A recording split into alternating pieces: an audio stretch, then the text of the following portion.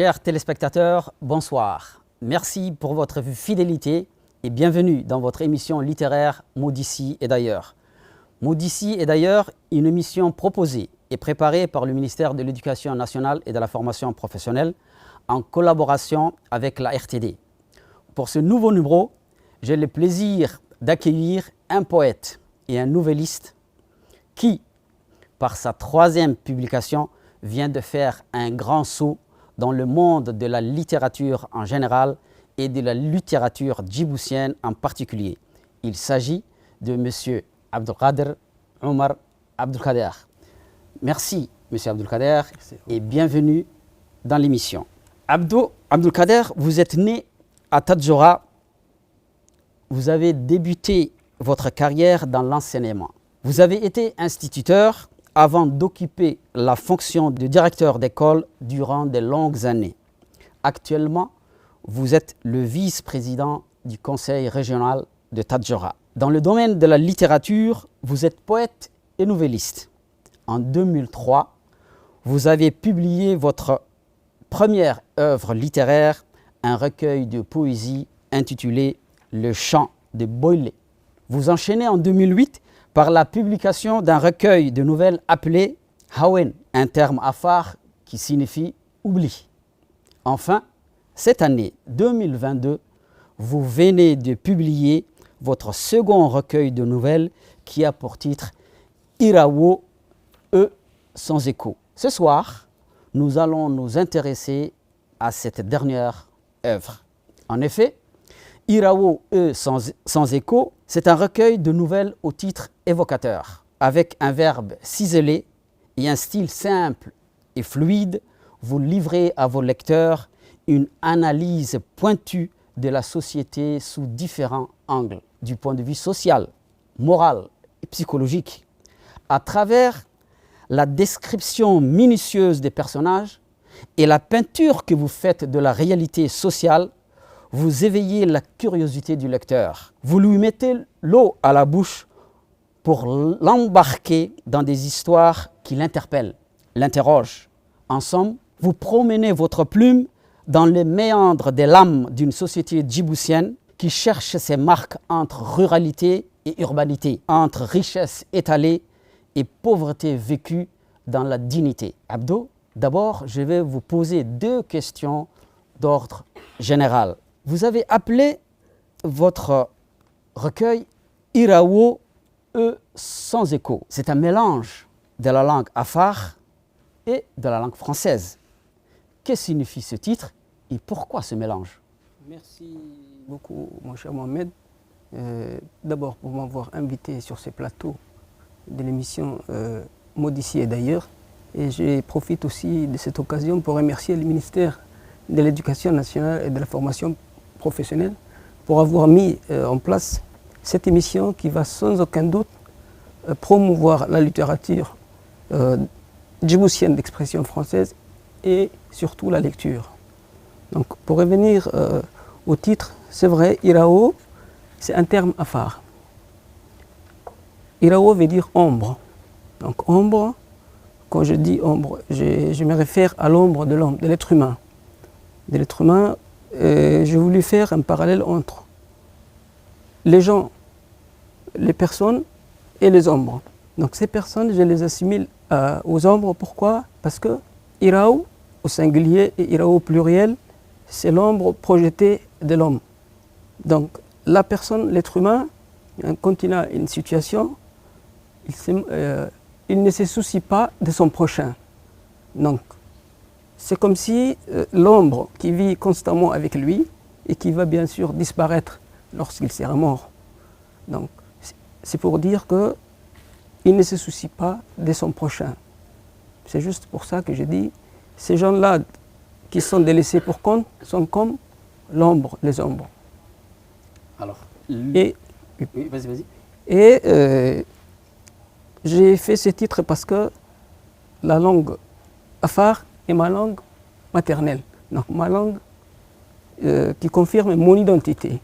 Et c'est cette langue qui nous relie à notre terroir d'abord, c'est notre identité, et c'est là aussi permet de communiquer avec la communauté qui parle cette langue. Mais si j'utilise les Français, quant aux Français, c'est un passeport. C'est un passeport pour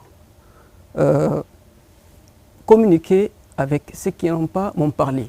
Donc les Français, c'est une langue d'emprunt qui me permet de partager mes émotions, de partager mes écrits avec ceux qui sont à Djibouti, qui sont dans d'autres communautés, mais aussi qui sont ailleurs et qui ne parlent pas ma langue. Donc c'est pour cette raison que j'ai fait les titres d'abord en afar, pour dire que c'est mon identité et que je suis fier de ma culture.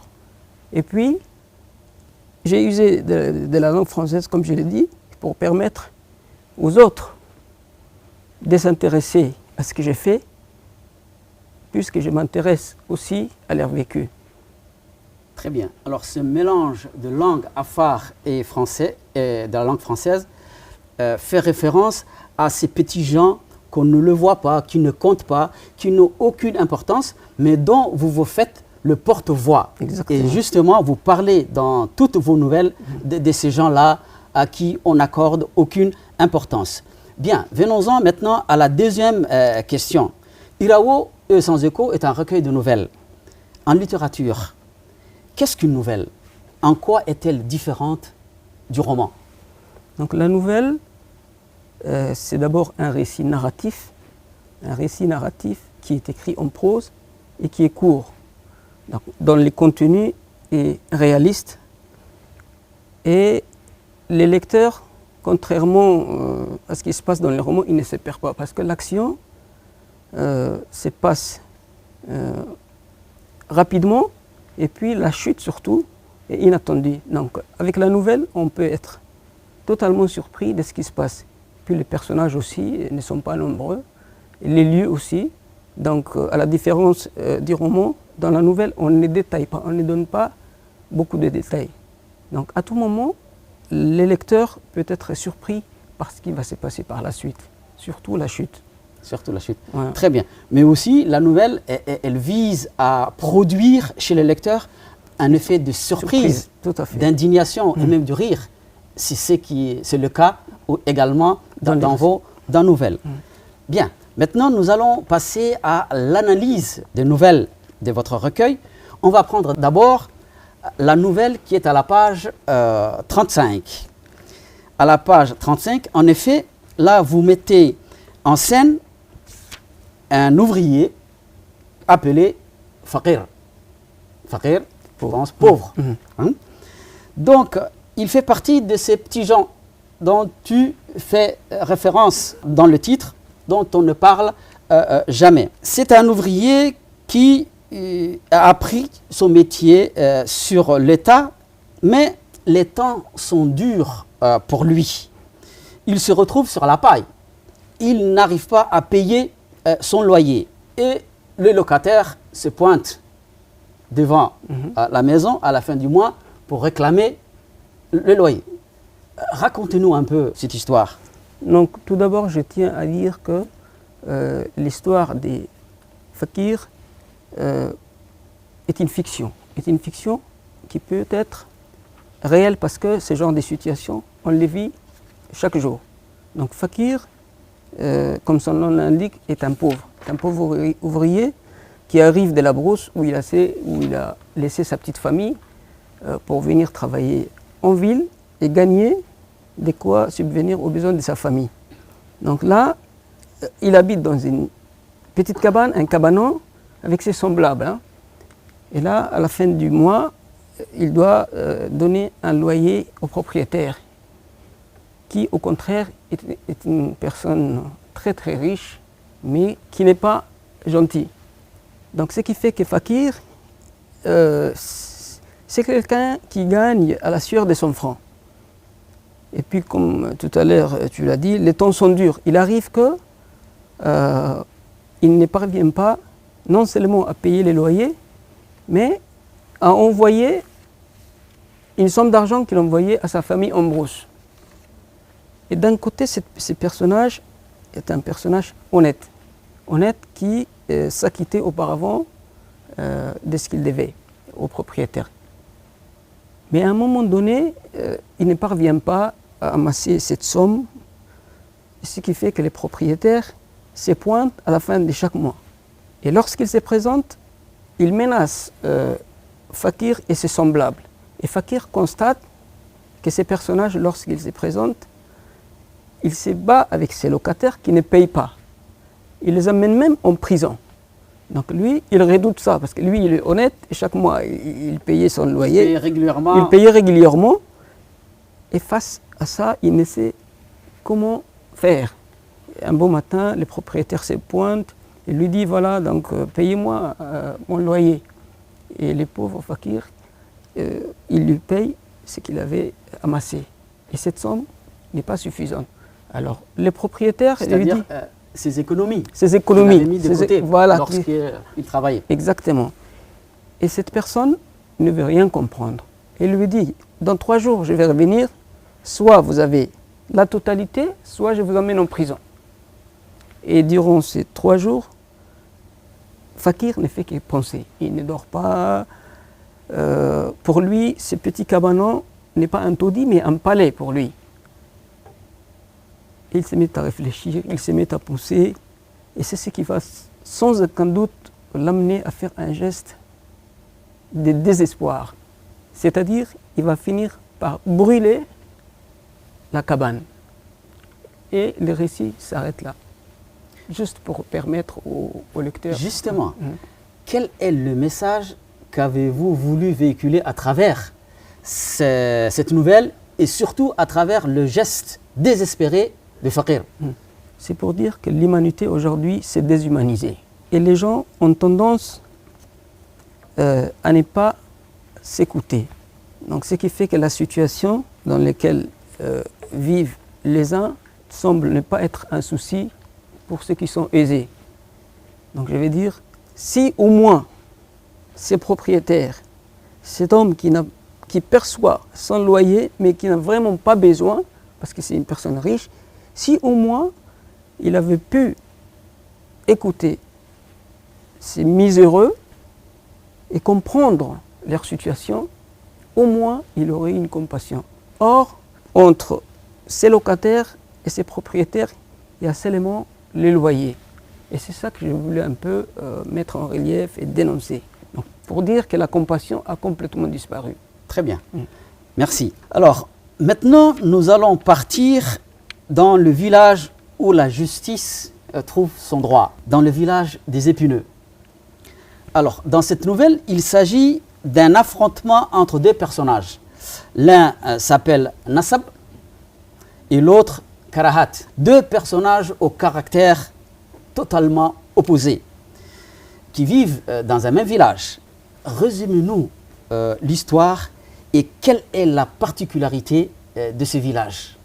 Donc, ce village, j'ai vécu dans ce type de village quand j'ai commencé à enseigner en 1996, quand j'ai commencé à enseigner en qualité de suppléant. Donc, les gens, je me suis inspiré de ce qui se passe dans ces villages pour asseoir l'événement et les personnages.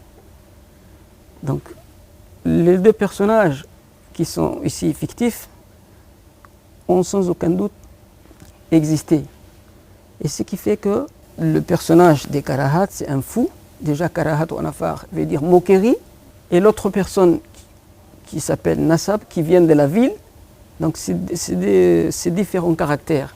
C'est pour dire que l'un est un but de sa personne, l'autre est un fou, mais que le village a accepté. Ce qui fait que ces fous, c'est comme les fous du roi.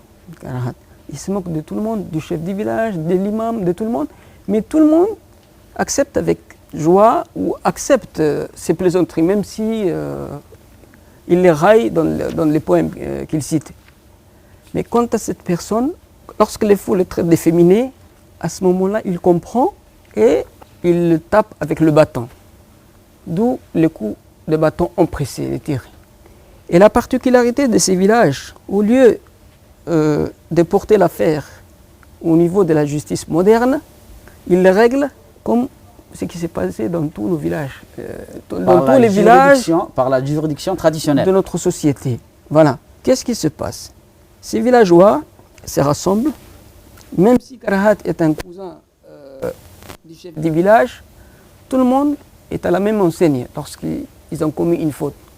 Et pour vraiment les punir, il tue une partie de son cheptel pour les corriger et pour rendre quelque part justice au village, mais aussi à la personne qui a été molestée, c'est-à-dire les fous. Ce type de justice n'éloigne pas les protagonistes, mais au contraire permet de rassembler la communauté autour qui est la même pour toutes les personnes.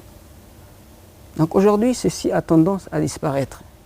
C'est pour dire que, ouvrir une fenêtre sur les passés pour dire que ce type de justice était beaucoup plus efficace et permettait de renouer les liens entre les personnes qui vivent dans un même lieu. Justement, à ce propos, quels sont les aspects de la culture qu'avez-vous voulu mettre en relief?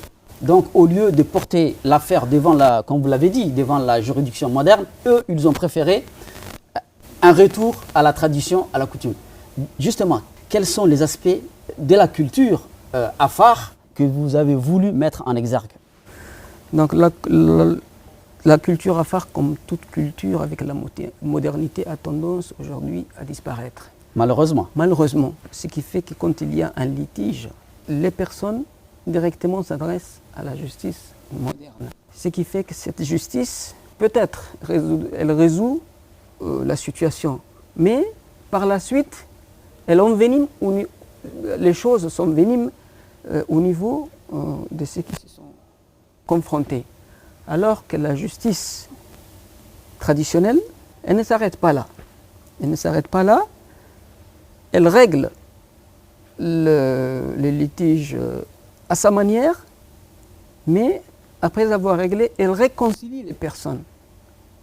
Contrairement à la justice moderne, elle réconcilie les personnes et tout en punissant l'un comme l'autre, en fonction du degré de leur faute, tout le monde se réunit et tout le monde est à la même enseigne. Ce qui fait qu'il n'y a pas cette fracture sociale, mais cela permet aux autres aussi de réfléchir, mais tout en restant dans la communauté. C'est ça l'importance d'ailleurs de toute culture traditionnelle. Bien, justement, à ce propos, le verdict tombe et Nassab sera puni pour avoir porté la main non seulement sur une personne âgée, mais également sur une personne qui n'a pas toutes ses facultés mentales, intellectuelles. Et vous dites qu'il doit payer une chèvre pleine et une chèvre laitière. Mais dans nos cultures, dans la culture afar comme dans la culture somalie, on demande d'égorger. Alors, d'égorger une chèvre pleine. Vous savez, les pasteurs, enfin les bergers, préfèrent les chèvres laitières et les chèvres pleines, n'est-ce pas? Donc cette punition d'immoler les chèvres pleines, c'est juste pour les punir vraiment à ce que ce soit une leçon pour les autres.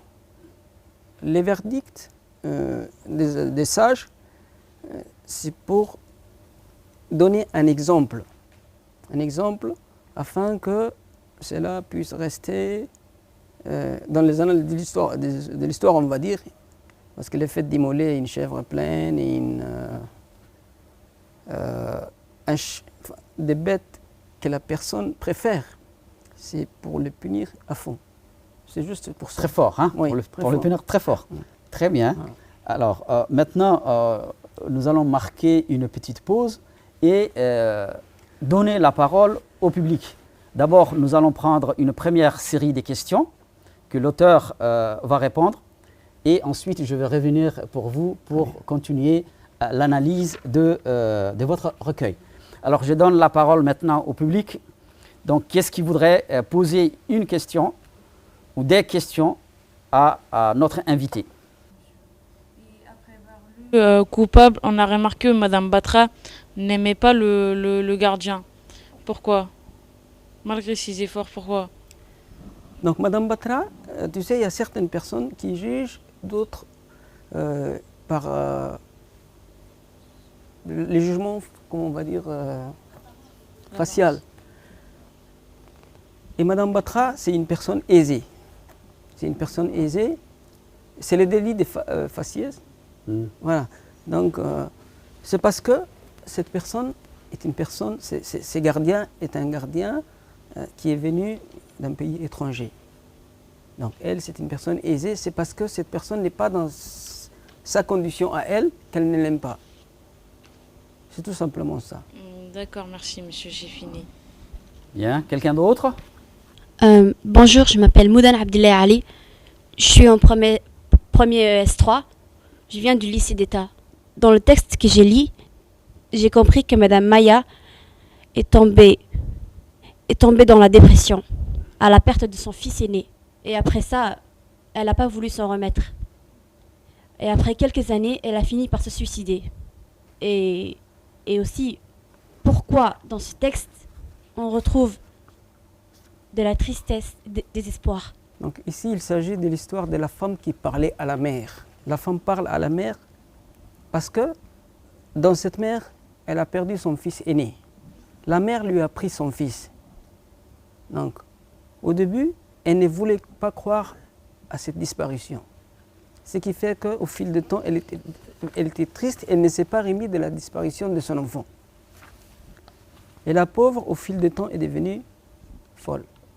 Ce qui fait que chaque matin, elle se rendait à l'escale, à l'embarcadère, et criait le nom de son fils du matin jusqu'à midi.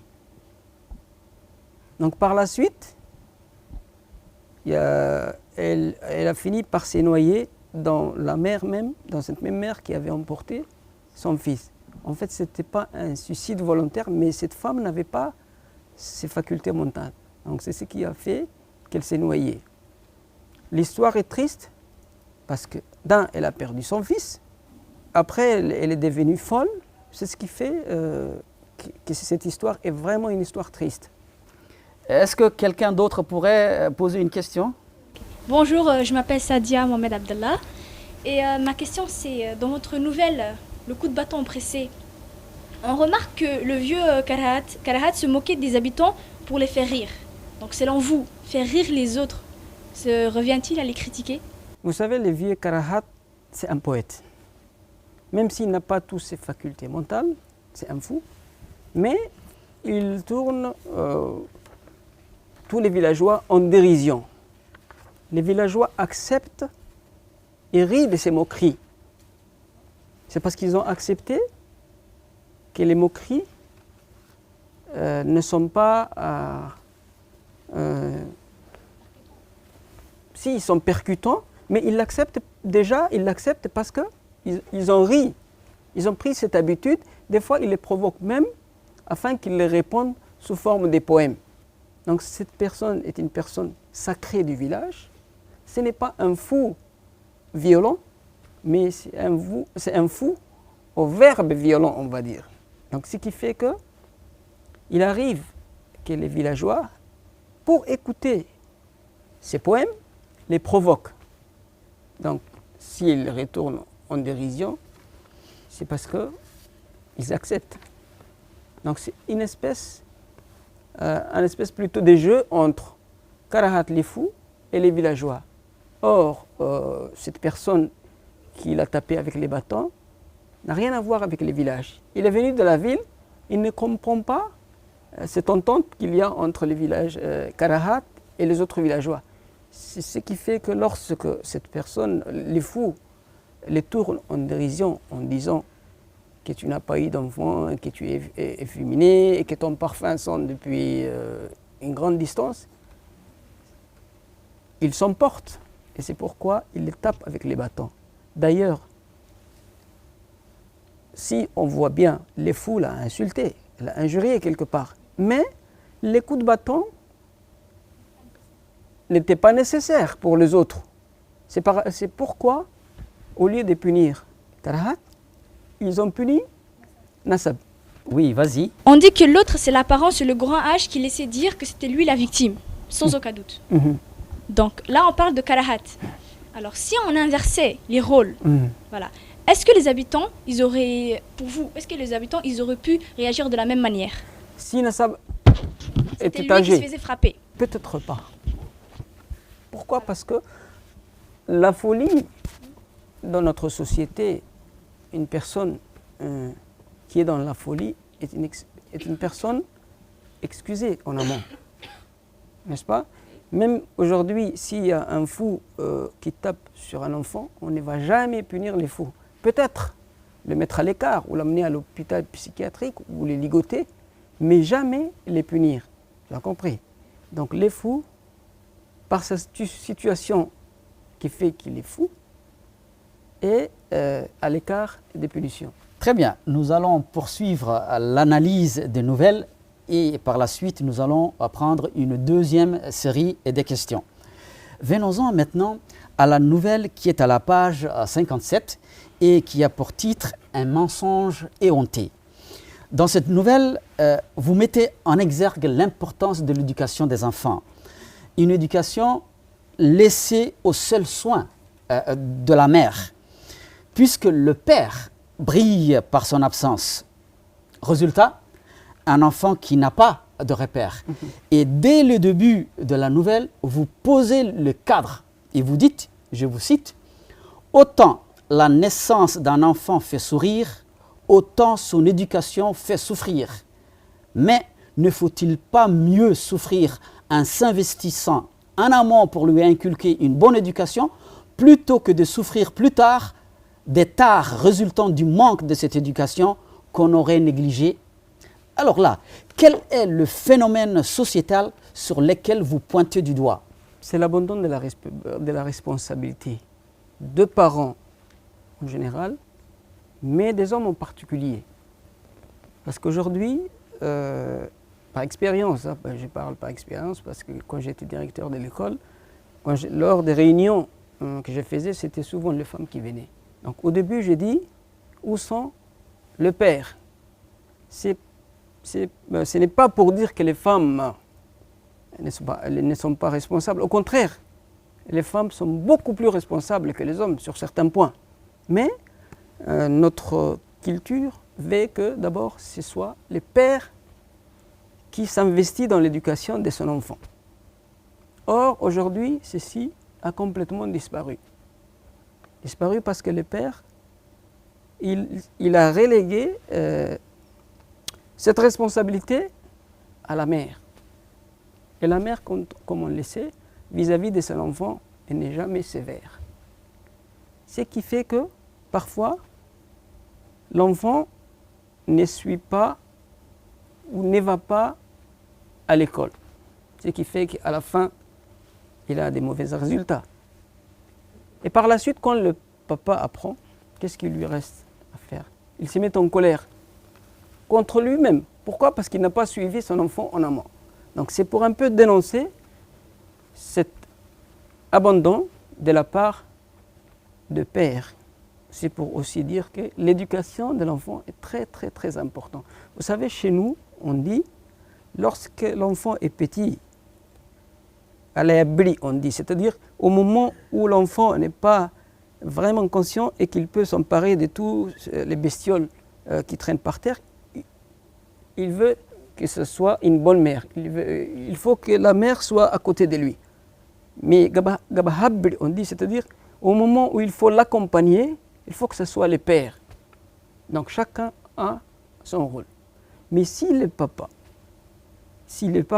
abandonne son rôle au moment où l'enfant a besoin de lui, c'est-à-dire dans l'adolescence, lorsqu'il est au collège, au lycée, c'est à ce moment-là que le garçon a vraiment besoin de son père. Parce que l'enfant, il a comme modèle le père, ce n'est pas la mère. Même une fille, même une fille éduquée, elle a comme modèle son papa, n'est-ce pas?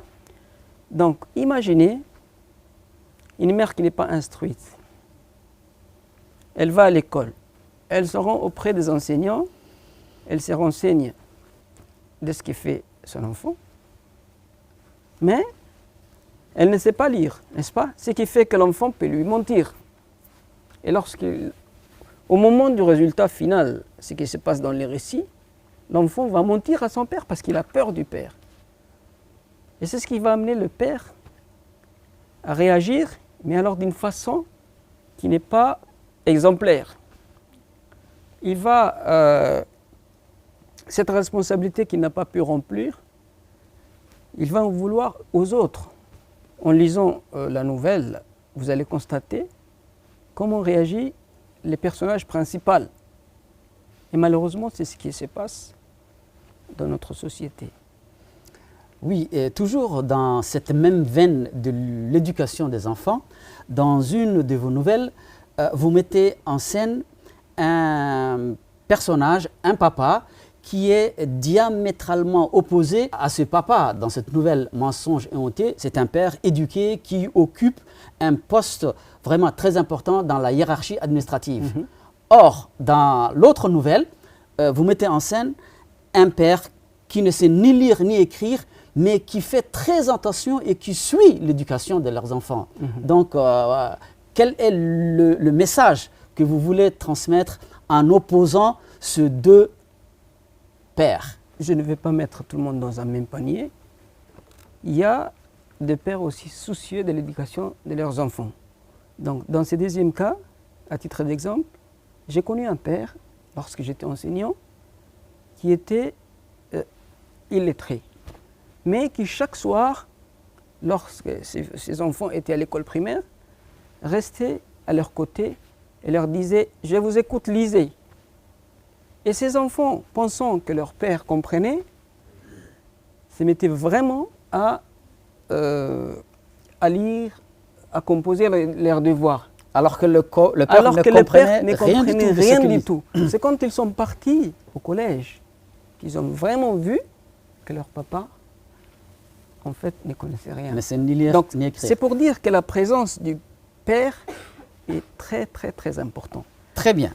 Maintenant, nous allons prendre une deuxième série de questions et redonner la parole au public. Bonjour, je m'appelle Sahan Mohamed Abdi et j'ai lu la nouvelle intitulée Fakir l'ouvrier. Et ma question c'est, que voulez-vous dire par la phrase débrouillard pour la sueur et pourquoi l'associer à l'ouvrier? L'ouvrier, avant tout, c'est une personne qui travaille manuellement, n'est-ce pas? Donc quand on travaille manuellement, on sue. Et chez nous, on dit les dormeurs des sueurs. Ce n'est pas des brouilleurs des sueurs, parce que je vois qu'il y a une erreur de frappe, peut-être qu'ils ont... J'avais mis les dormeurs des sueurs en traduisant depuis ma langue. C'est lui qui dort, enfin, pas qui dort dans le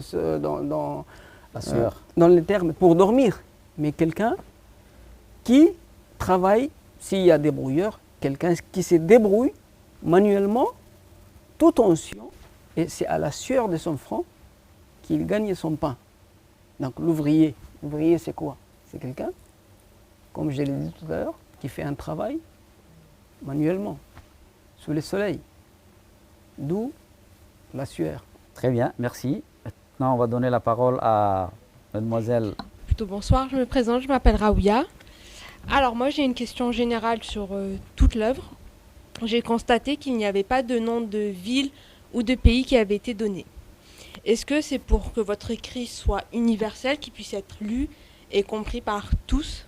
Tout à fait, merci beaucoup pour cette question qui est encore une fois pertinente.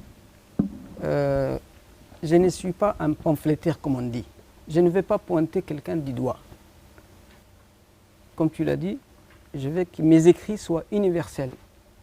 Aussi bien à Djibouti, comme Belgique, qu'au Ghana, un peu partout. La société, je veux que la société de chaque pays s'y retrouve. C'est pourquoi je n'ai pas mis les noms des villes ou des villages. D'ailleurs, toutes les personnes que j'ai mis portent un nom qui a un sens. Pour fakir, pour un pauvre, maskin, pour le pauvre aussi, ainsi de suite. Très bien. Peut-être nous allons prendre une dernière question. Donc, quelqu'un qui n'a pas encore pris la parole. Oui. Bonjour monsieur, je m'appelle Rahna Abdourahman, je suis de la première S3 du lycée d'État. Eh bien, j'ai lu la nouvelle Zulfa, la princesse de la rue.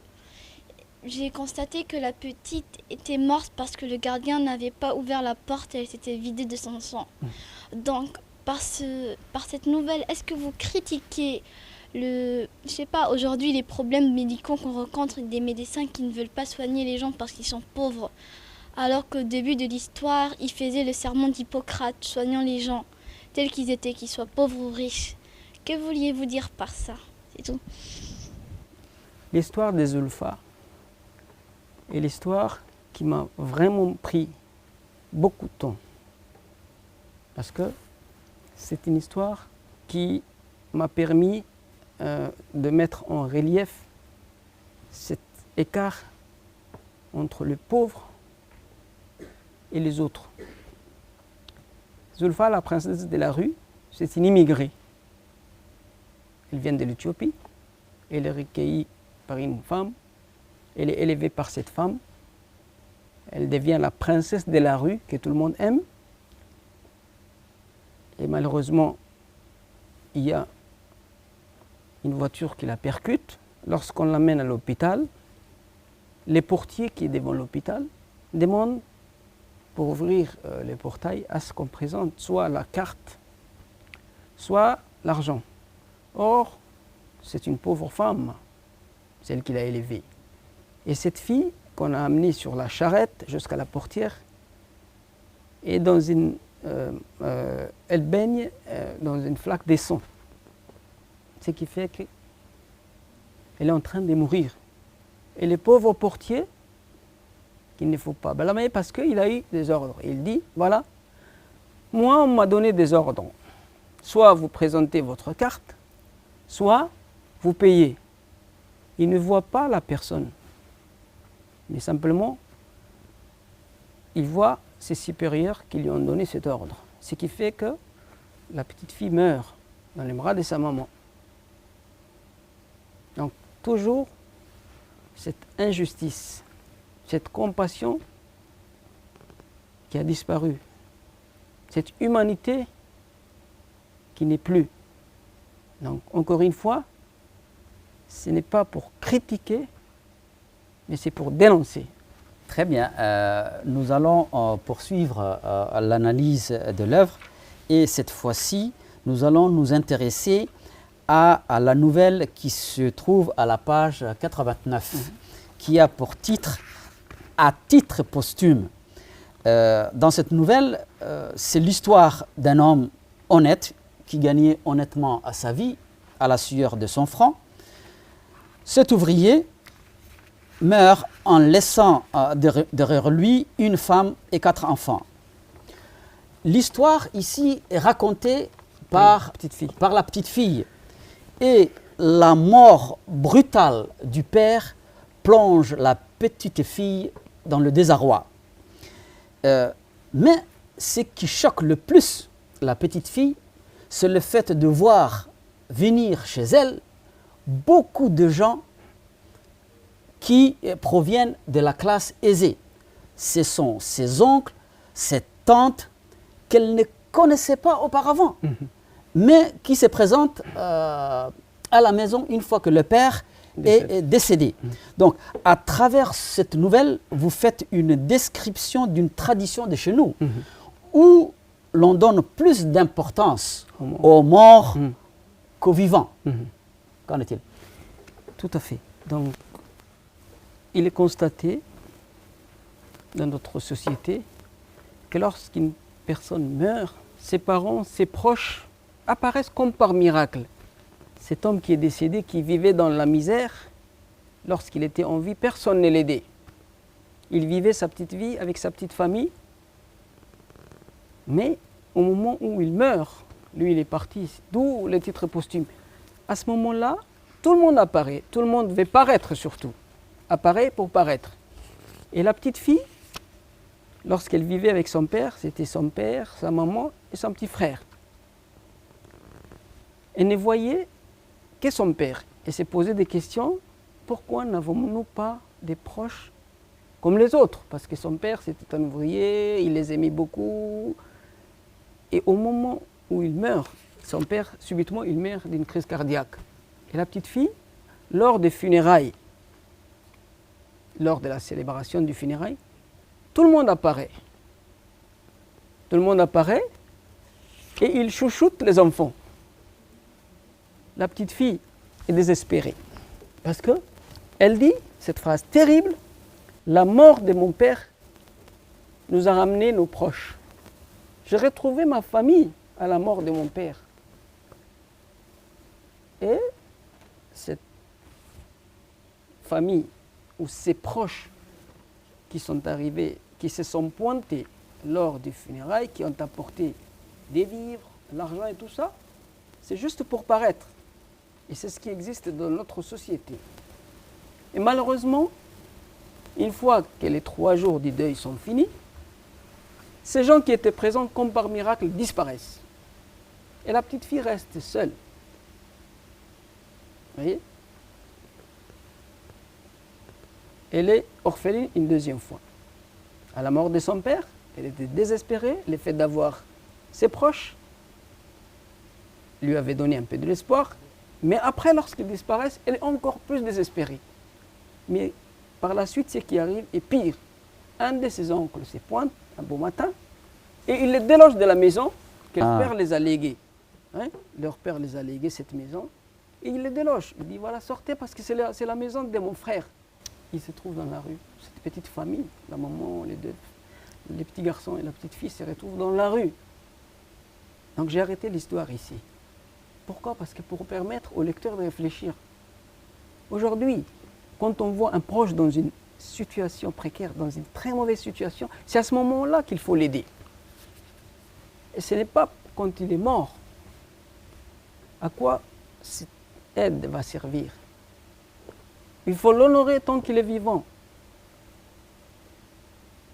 C'est pour dénoncer cette pratique qui est de l'ordre du paraître, parce qu'ils veulent paraître, ils veulent plaire aux autres. Donc ceci existe dans notre société malheureusement et voilà, donc c'est pour Donc en dénoncer. somme, si j'essaie de résumer la teneur de cette nouvelle, c'est un message de sensibilisation, C'est un message de paraît-il, sensibilisation. que vous adressez à vos lecteurs sur le fait que nos parents pauvres ont besoin de notre aide, de leur vivant, et non quand ils sont morts. Voici le message essentiel, je pense, que vous voulez transmettre. Nous arrivons au terme de notre émission. Il ne me restait plus qu'à remercier notre invité principal, M. Abdelkader Omar Abdelkader. Grand merci, monsieur l'écrivain. Un grand merci également au public qui a activement participé à l'émission. Un grand merci également à vous, téléspectateurs. D'ici la prochaine émission, bonne lecture.